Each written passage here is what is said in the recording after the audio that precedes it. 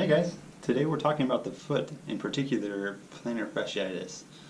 So what this is pain along the bottom of your foot, especially at the heel here. Now a lot of people will feel this first thing in the morning when they get up, but you can also feel it throughout the day as well. So there's a couple different things that cause this, one being an increased BMI or just being overweight.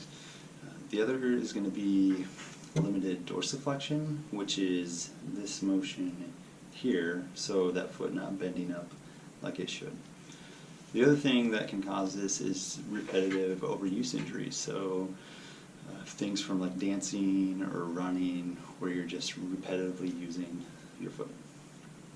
Alright, so there's a couple different things we can do for this.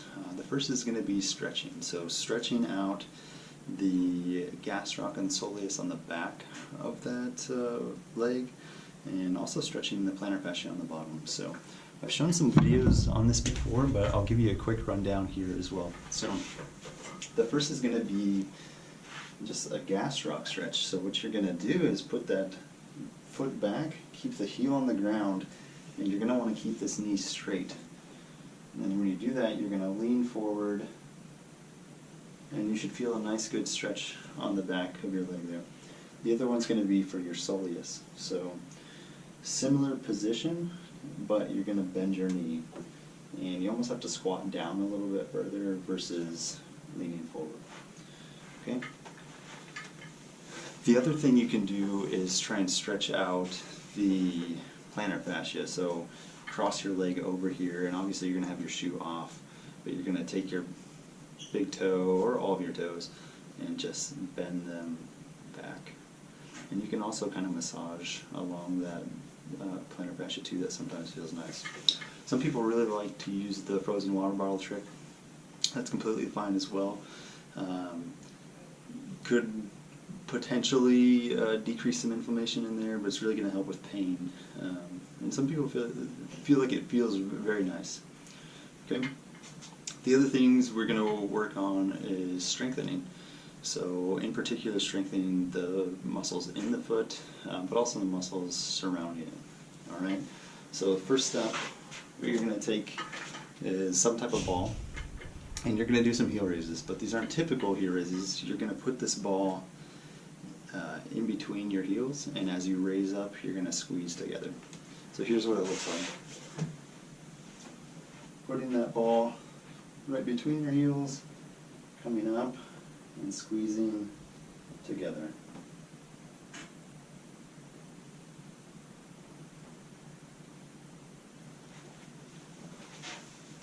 Okay, that one in particular is really going to work the muscles that come up underneath the foot and help build up that arch.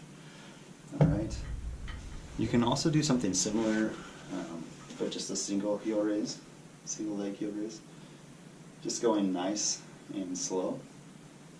And if you can, do it without holding on. Okay. The other thing I like to do is a goblet squat. So you can either just come down into that squatting position and hold it, or you can take a kettlebell. And again, just kind of holding at the bottom, that helps with the dorsiflexion and just some of the endurance and strength of those muscles. Alright?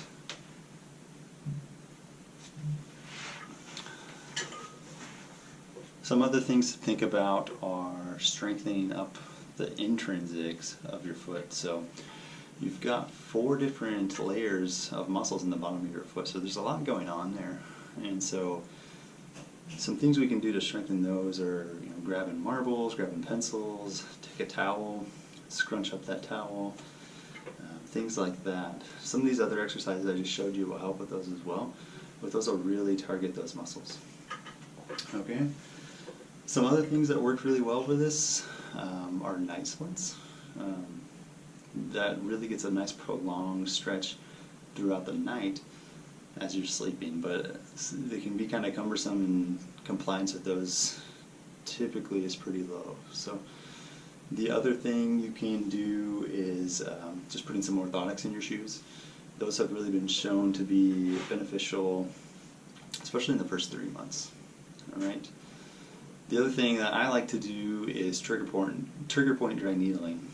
And while this doesn't have the best research on it or the best evidence, I found it to be particularly beneficial in the clinic. So, alright guys, that's all I have on plantar fasciitis today. If you've got any other questions, please leave it in the comments or send me a DM and I'd be happy to answer your questions. Thanks guys.